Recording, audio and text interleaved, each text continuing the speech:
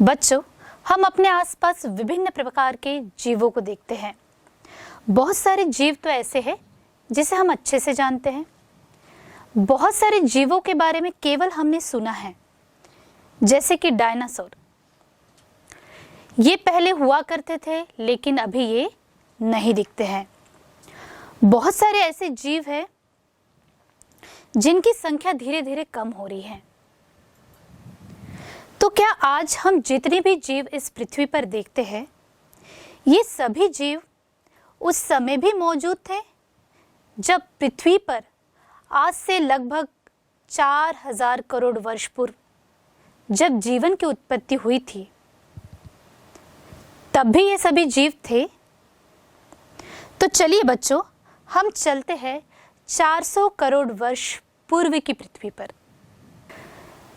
ऐसा मानना है कि पृथ्वी पर जीवन की शुरुआत आज से लगभग 400 करोड़ वर्ष पूर्व हुई थी। उस समय समुद्र के पानी का जो संगठन था, आज के समुद्र के पानी के संगठन से काफी अलग हुआ करता था। पृथ्वी पर कुछ पराबैंगनी किरणें या आसमानी बिजली चमकने से जो चिंगारी उत्पन्न होती थी, शायद इनकी वजह से अकार्बनिक पदार्थों से कुछ कार्बनिक पदार्थों का निर्माण हुआ होगा। कुछ अंतरिक्ष से उल्कापिंड जो पृथ्वी पर गिरे होंगे और इनके साथ कुछ जीवाणु भी पृथ्वी पर पहुंचे होंगे। उल्कापिंडों के लगातार गिरने से और पृथ्वी पर टकराने से बहुत अधिक मात्रा में ऊर्जा निकली होंगी और इन्हीं ऊर्जा से भी शायद कुछ कार्बनिक पदार्थों का निर्माण हुआ होगा। तो उस समय बच्चों, सबसे पहले जो जीव का निर्माण हुआ था वो था जीवाणु। तो क्या इसी जीवाणु से इन सभी जीवों का निर्माण हुआ है जो आज हम पृथ्वी पर देखते हैं?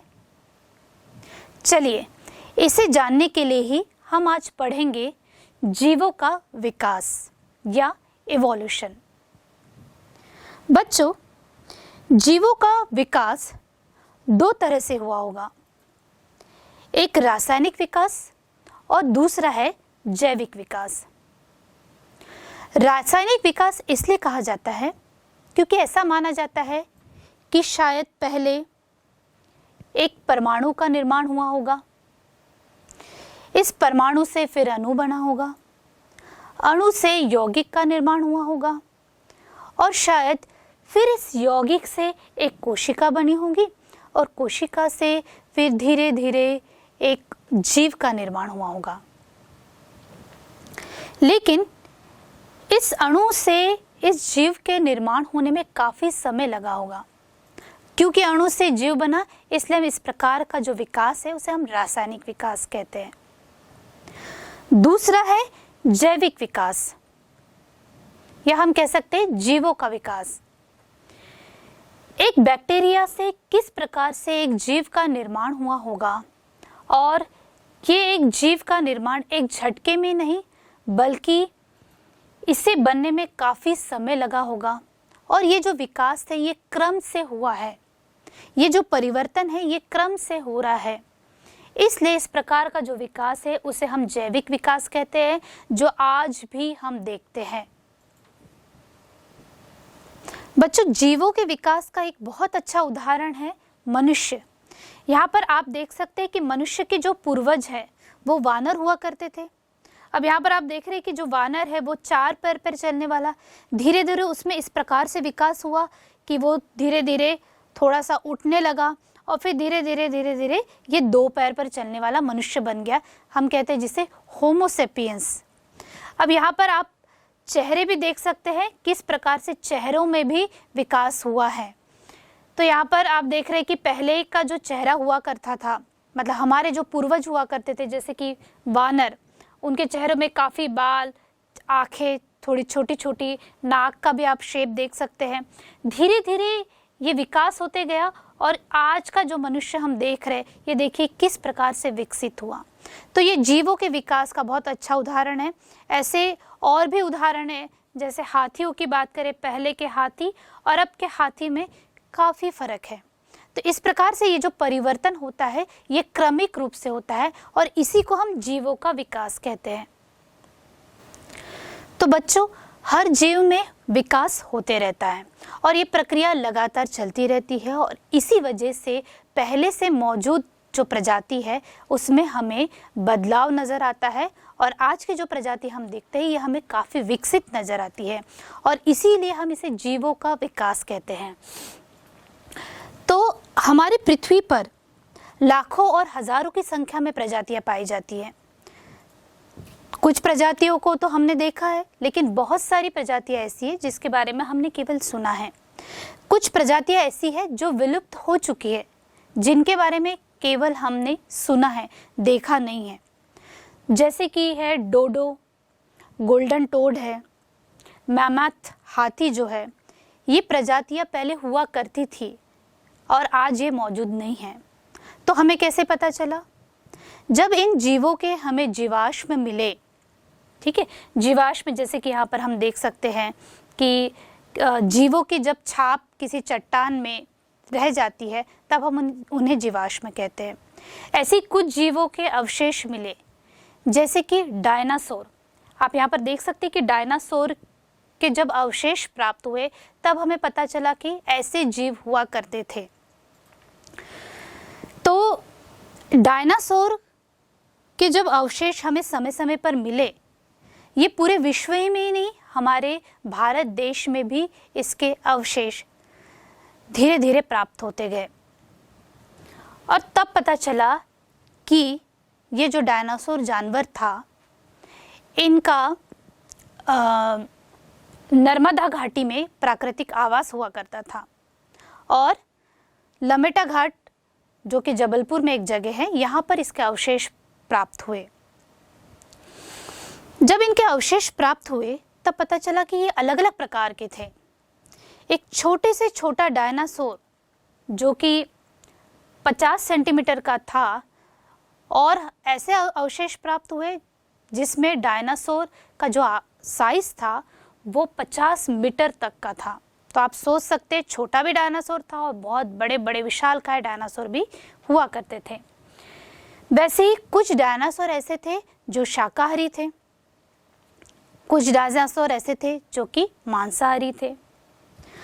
2 पैरों पर चलने वाले डायनासोर, 4 पैरों पर चलने वाले डायनासोर, कुछ तो डायनासोर ऐसे थे जो उड़ते भी थे।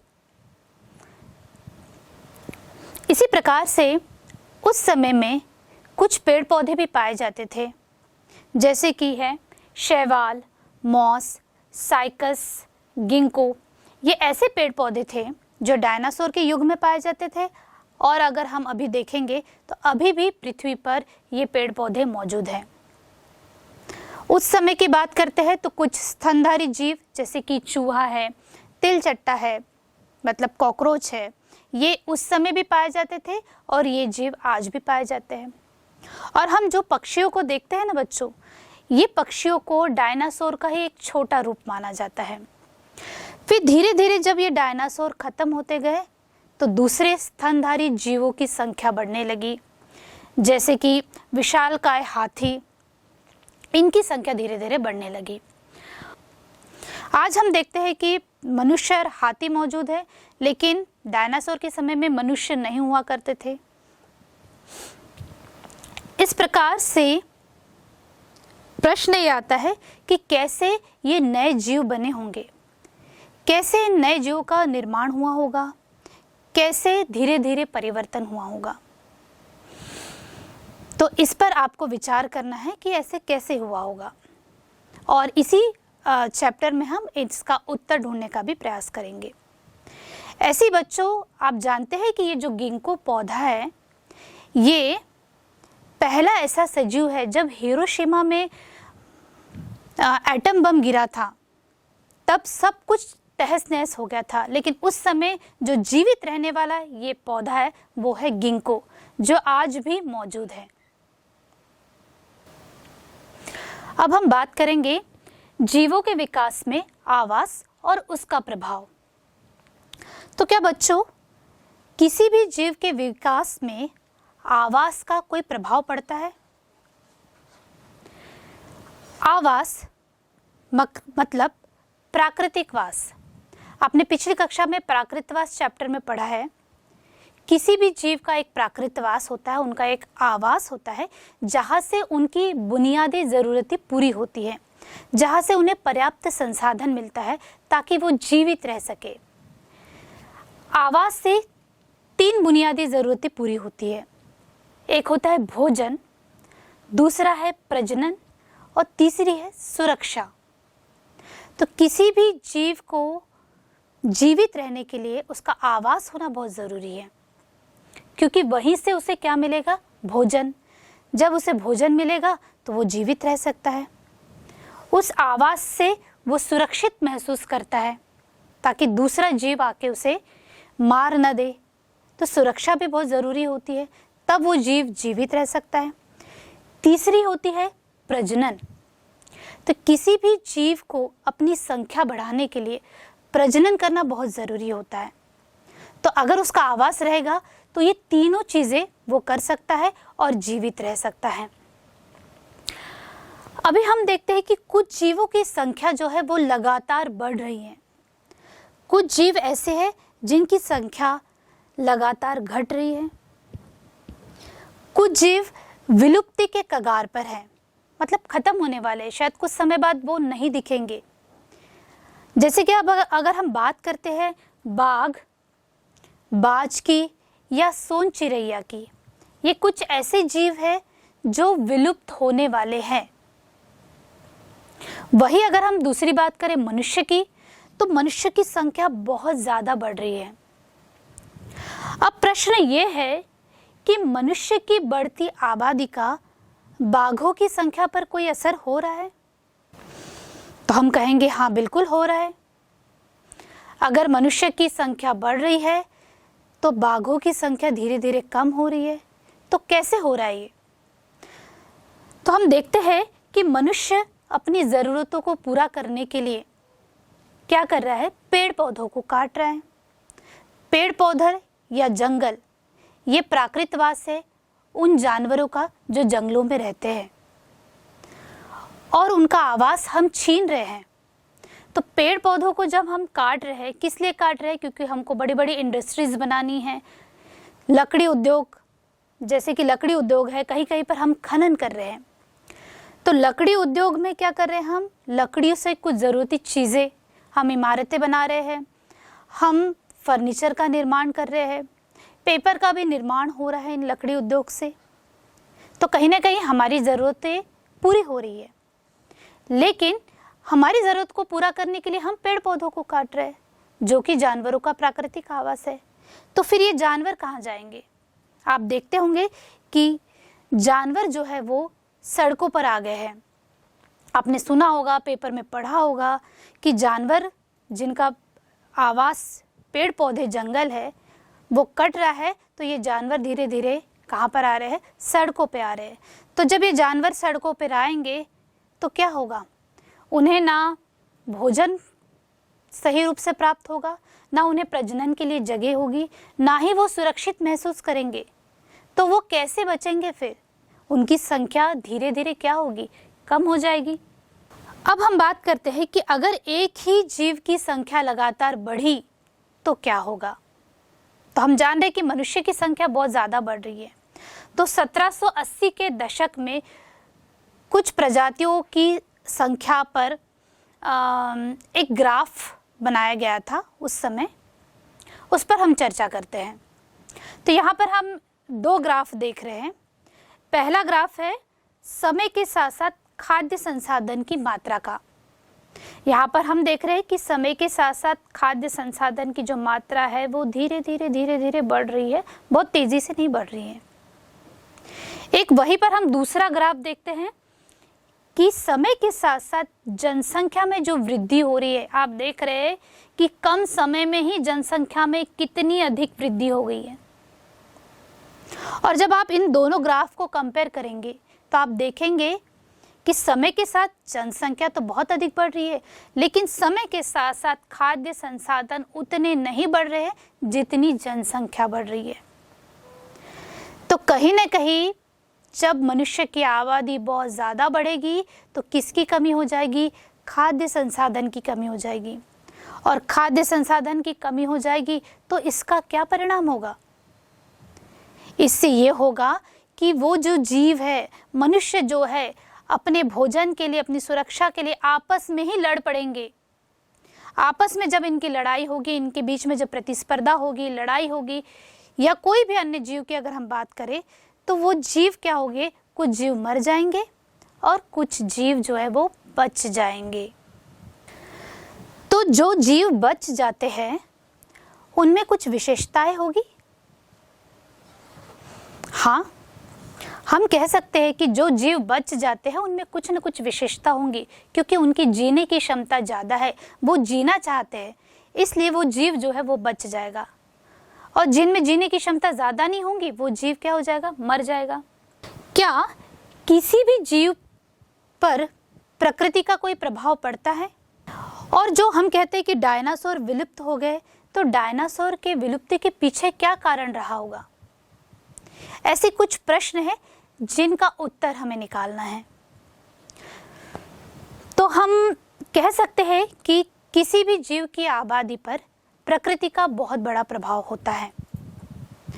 और शायद जो डायनासोर हुआ करते थे, जो अब नहीं हैं, वो भी शायद इस वजह से विलुप्त हुए होंगे, ऐसा वैज्ञानिकों का मानना है। अभी भी इस पर सही राय नहीं है कि ऐसा ही हुआ होगा। ये अनुमान है कि कुछ उल्कापिंड गिरे होंगे या ज्वालामुखी के फटने से ये जो डायनासोर है उस समय हुआ करते थे वो विलुप्त हुए। या ऐसा भी माना जाता है कि कुछ ऐसी प्रजाति का निर्माण हुआ होगा उस समय जो डायनासोर से ज़्यादा सक्षम थी, और शायद जिस वजह से ये डायनासोर विलुप्त हुए होंगे। तो इसका आप आंसर अपने हिसाब से दे सकते हैं। जब ये प्रश्न परीक्षा में आता है कि डायनासोर के विलुप्ति के पीछे का क्या कारण हो सकता है, आप अपने हिसाब से राय दे सकते हैं, क्योंकि इसका कोई एक पर्टिकुलर आंसर नहीं है। तो बच्चों, हम जानते हैं कि वैज्ञानिक जब इस पर शोध कर रहे थे, अध्ययन कर रहे थे, तब उस समय जो वैज्ञानिक थे चार्ल्स डार्विन और अल्फ्रेड रसेल वेलेस, उस समय ये वैज्ञानिक जीवों की उत्पत्ति के बारे में अध्ययन कर रहे थे, शोध कर रहे थे, और इसके आधार पर उन्होंने कुछ सिद्धांत भी प्रतिपादित किए।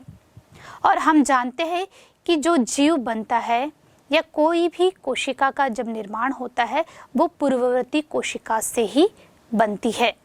तो ऐसे ही जब भी कोई नया जीव बनेगा, कहीं न कहीं पहले से मौजूद जीव से ही नए जीव का निर्माण हुआ होगा। अब हम बात करते हैं बीगल के सफ़र और डार्विन के अनुभव की।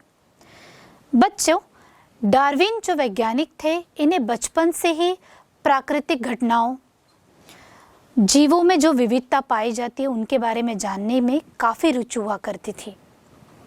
उन जीवों का व्यवहार कैसे है, वो किस आवास में रहते हैं, कैसे रहते हैं, इनके बारे में जानने में काफ़ी उत्सुकता रहती थी। तो आज से लगभग 200 वर्ष पहले डार्विन ने जीवों की विविधता और प्रकृति का क्या प्रभाव पड़ता है जीवों पर, इसका काफ़ी अध्ययन किया और इसके बारे में काफ़ी उन्होंने सिद्धांत भी प्रतिपादित किए।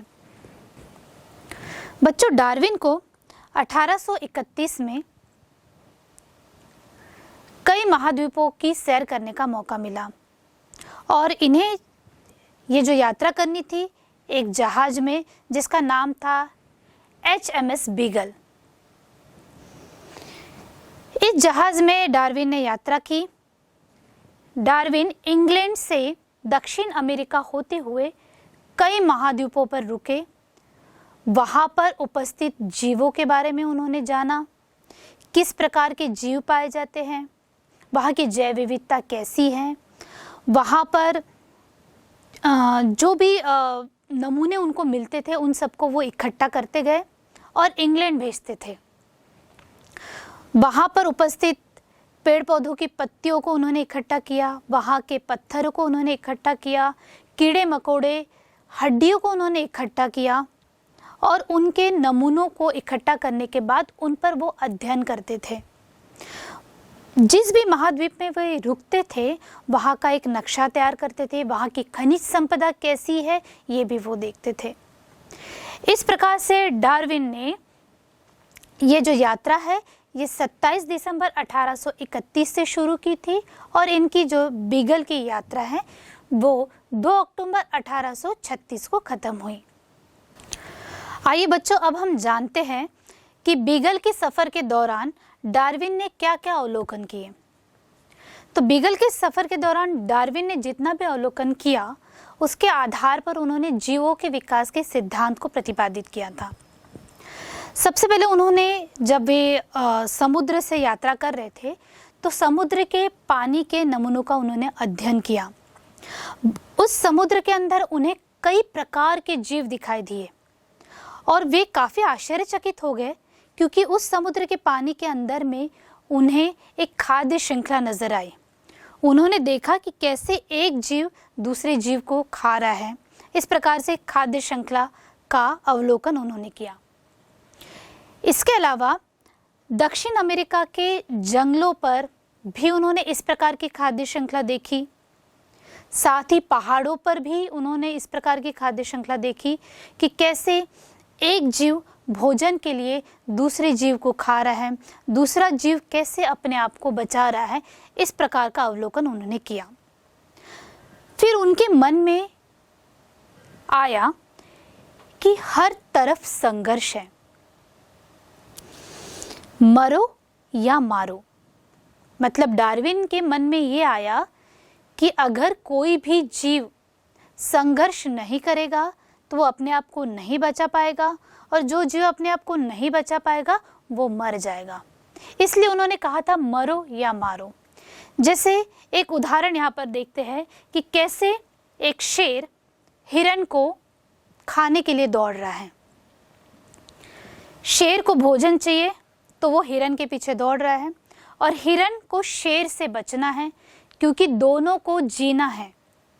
अब इन दोनों जीव में से कोई एक ही बच पाएगा। कौन सा बचेगा? जो ज़्यादा संघर्ष करेगा।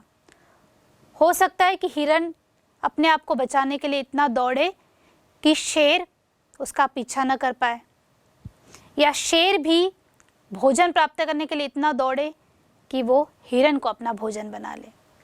तो इन दोनों में से वही जीव बचेगा जो ज़्यादा सक्षम है, और जो जीव बच जाएगा वही बच रहा है, वही जीवित रहेगा। इसलिए डार्विन ने कहा था हर तरफ संघर्ष है, मरो या मारो। दूसरा, उन्होंने ये भी कहा था कि जो जीव अपने आप को भौगोलिक वातावरण के अनुसार ढाल लेता है वही जीव जीवित रहता है। जो अपने आप को नहीं ढाल पाएगा वो मर जाएगा। दूसरा अवलोकन उन्होंने उष्णकटिबंधीय जंगलों में किया था, जहाँ पर उन्होंने अलग अलग प्रकार के प्राणियों को देखा और वे प्राणी किस प्रकार के आवास में रहते इसका अध्ययन उन्होंने पहली बार किया था। इसके अलावा डार्विन ने दक्षिण अमेरिका के पहाड़ियों पर उन्हें कुछ ऐसी चट्टानें मिली थी जिसमें समुद्री जीवों के जीवाश्म थे, जैसे यहाँ पर आप देख रहे हैं। तो उन्हें ये अनुमान लगाया कि ये जो जीव है ये समुद्र में रहा करते थे और इतने साल करोड़ों वर्ष पूर्व ये जीव हुआ करते थे। साथ ही डार्विन ने जिस स्थान पर वो दक्षिण अमेरिका की पहाड़ियों पर थे तो उस समय उन्हें एक भूकंप का भी अनुभव हुआ था, और उस समय उन्होंने यह अवलोकन किया कि इस भूकंप से जो समुद्र की सतह है ये 3 मीटर और ऊंची हो गई। और इस आधार पर उन्होंने अनुमान लगाया कि महाद्वीपों में, महासागरों में समय के साथ साथ काफ़ी बदलाव होता है या हो सकता है। इसके अलावा समुद्र के किनारों पर उन्होंने देखा कि रेतीले समुद्र के किनारों के स्थान पर ऊंची ऊंची चट्टानें हैं समुद्र के किनारों पर। ठीक है, तो रेतीले समुद्र के किनारों के स्थान पर ऊंचे चट्टानों से घिरे समुद्र के किनारों का जब उन्होंने अवलोकन किया तो उन्होंने ये अनुमान लगाया कि ये जो प्रक्रिया है, ये जो परिवर्तन है, ये निरंतर चलते रहता है और जिससे पृथ्वी के सतह पर काफ़ी परिवर्तन होता है या बदलाव होता है।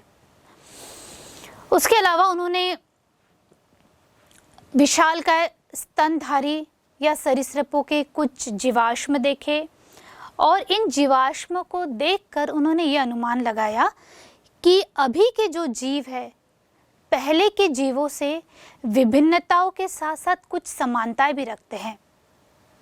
मतलब पृथ्वी की सतह में तो परिवर्तन हो रहा है, साथ ही जीवों में भी परिवर्तन होता है समय के साथ साथ। तो जो जीवाश्म उन्हें मिले उससे उन्होंने अनुमान लगाया कि ये पहले के जीव से कुछ मिलते जुलते भी है और कुछ अलग भी है। इस प्रकार से डार्विन ने अपना अवलोकन पूर्ण किया था। बच्चों, क्या आप जानते हैं 1938 में अफ्रीकी तट के किनारे जब मछुआरों ने एक मछली जैसा बड़ा जीव पकड़ा था, उसका नाम था सिल्केंथ। तब ये मान्यता थी, ऐसा माना जाता था कि ये जो सिल्केंथ है ये जीव डायनासोर के समय विलुप्त हो गया है। इस सिल्केंथ की खास बात ये थी कि ये उभयचर जैसे कुछ विशेषताएं इनमें उपस्थित और साथ ही कुछ विशेषताएं मछली जैसी हुआ करती थी। और ये भी मान्यता थी कि इसका जो विकास है ये रुक गया है, ये अभी विकसित नहीं हो रहा है और काफी लंबे समय तक इस सिल्केंथ को जीवित जीवाश्म कहा गया। लेकिन इस पर और अध्ययन हुए और बाद में पता चला कि ये जो जीव है सिल्केंथ, इसमें अभी भी विकास हो रहा है, इसलिए इसे जीवित जीवाश्म कहना उचित नहीं है। अब हम बात करते हैं डार्विन के कुछ विशेष अवलोकन की। जब डार्विन का बीगल जहाज दक्षिण अमेरिका के इक्वेडोर नामक देश है वहाँ के गलापागोस द्वीप समूह पर पहुंचा तो वहाँ पर उन्होंने कुछ विशेष अवलोकन किया।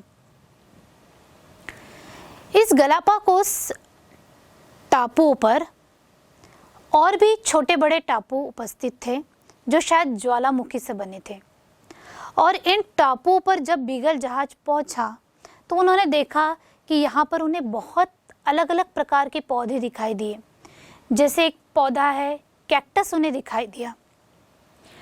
गोहेटा जैसा एक जीव यहाँ पर आप देख सकते हैं, इस प्रकार का जीव वहाँ पर उन्हें दिखाई दिया। ऐसी छिपकली, अलग अलग प्रकार के पक्षी, कछुए, ये सभी उन्हें उस टापू पर दिखाई दिए। फिर उन्होंने इन विविध प्रकार के जीवों के बारे में अध्ययन किया, उनके आवास के बारे में जाना। साथ ही उन्होंने ये देखा कि ये जीवों का आकार कैसा है, इन जीवों का रंग कैसा है, ये किस प्रकार का भोजन खा रहे हैं, ये जीव कहाँ पर रहते हैं। इस प्रकार से उन्होंने अलग अलग चीज़ों से प्रमाण जुटाना शुरू किया और प्रमाण जुटाकर फिर उन्होंने कुछ तथ्यों के आधार पर कुछ तर्क निकाले। अब हम बात करते हैं डार्विन को जो तथ्य और प्रमाण मिले थे उस आधार पर उन्होंने बताया था कि जीवों में किस प्रकार की विविधता पाई जाती है। डार्विन को कुछ जीवाश्म मिले, जैसे कि वर्मी आर्मेडिल्लो का जब जीवाश्म डार्विन को मिला तो इस जीवाश्म का आकार काफ़ी बड़ा था। यहाँ पर आप देख सकते हैं कि ये आकार में काफ़ी बड़े हैं। लेकिन गलापागोस टापू पर जो आर्मी उन्होंने देखा था उस वर्मी का आकार काफ़ी छोटा था। तो उन्होंने ये निष्कर्ष निकाला कि समय के साथ साथ वर्मी या आर्माडिल्लो जो है इनमें परिवर्तन आया है। इसके अलावा उन्हें और भी जीवाश्म मिले, जैसे घोंगे, सरीसृप और भी स्तनधारियों के जीवाश्म का उन्होंने अध्ययन किया।